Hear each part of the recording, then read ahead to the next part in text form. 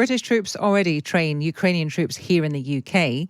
Tens of thousands of them have gone through this since the start of the war. But could British troops find themselves providing military training in Ukraine itself? The Times' defence editor Larissa Brown has been to Ukraine with the Defence Secretary John Healey, and he told her that Britain will work with the Ukrainians to help them motivate and mobilise more recruits. But just weeks from the new Trump presidency and lots of talk about a deal with Russia, is this wise?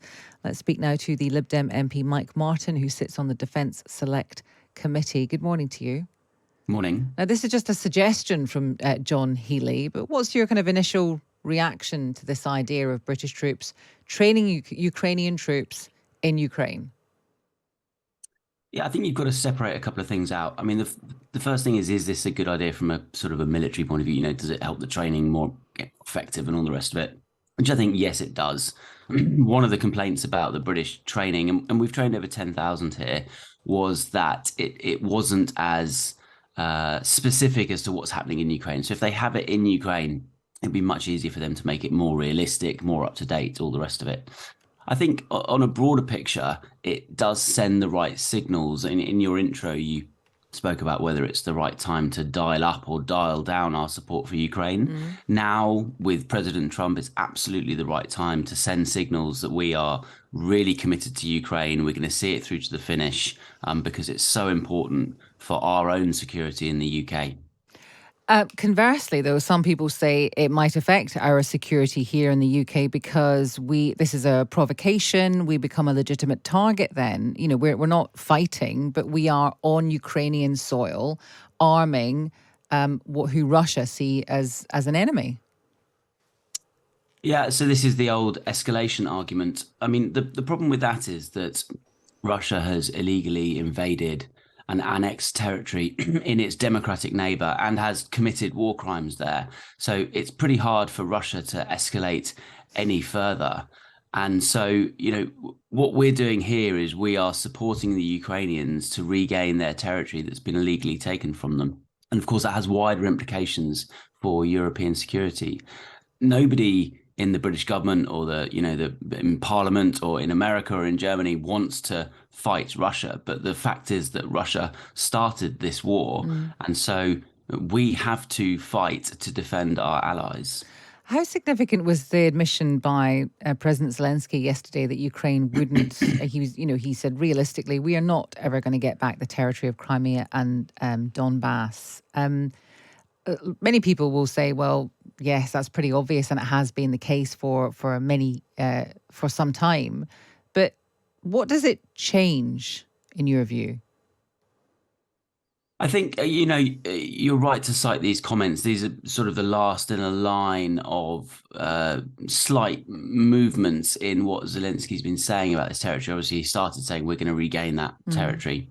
I think what it depends on is whether he's talking about forever giving up sovereignty over those 4 annexed oblasts, or whether he means, look, we're going to come to a sort of de facto solution where we divide the country, but Ukraine will always maintain, within their constitution or whatever, the sovereign claim on that territory. And I think that those two are slightly different things. One is a practical solution, perhaps in the way that maybe East and West Germany was split or have been done in other parts of the world.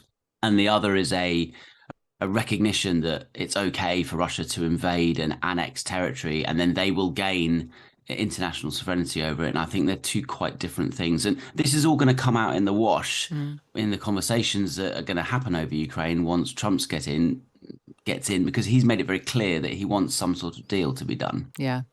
Mike Martin, thank you very much for talking to us. He's a Lib Dem MP. He sits on the Defence Select Committee. And you may have a view on the people. Lots of people get in touch actually over the course of that conversation Asma was just having. And this question of our support is being increased. We're putting troops on the ground to train Ukrainian troops, not to fight. And I wonder if this does end with Crimea and the Donbass in Russian hands on a pause, effectively sort of North Korea, South Korea split, or where they just sort of acknowledge each other's existence, but they don't accept the validity of it. How much will it change Ukraine's position? Sean Bell, the military analyst and host of the Red Matrix podcast, is here. Sean, good morning. Good morning to you, Rosie. Just explain, what training are we already giving to Ukrainian troops?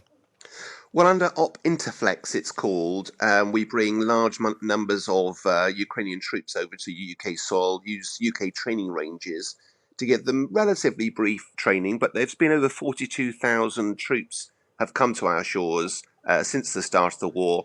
And so it's been a very, very effective way of preparing the Ukrainian soldiers. But it appears that John Healey wants to try and step that up, clearly moving them out of the country to do training. It could be done more effectively, swifter, and make it easier for the recruiting process in Ukraine if that was conducted in the west of Ukraine.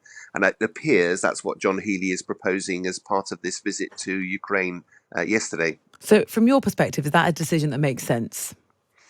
It does, but there is some. The key thing here, Rosie, is the big political decision. What we're seeing at the moment is, with President Trump sort of due to take office on the 20th of January, there does seem to be an overwhelming view that he wants the war to end. Unlike Biden, who didn't want Ukraine to lose, Trump just wants to see the war end. And therefore, this sense that support for Ukraine is ebbing because Ukraine is being forced into some sort of negotiated settlement. I think there are a number of European leaders, John Healey is clearly one of them, the French are others as well, that feel that this is actually up to Zelensky, and that if Ukraine needs to continue fighting, then it must be prepared to do so. And we must be prepared as a nation to do what we can to step up the support if the US decides to walk away.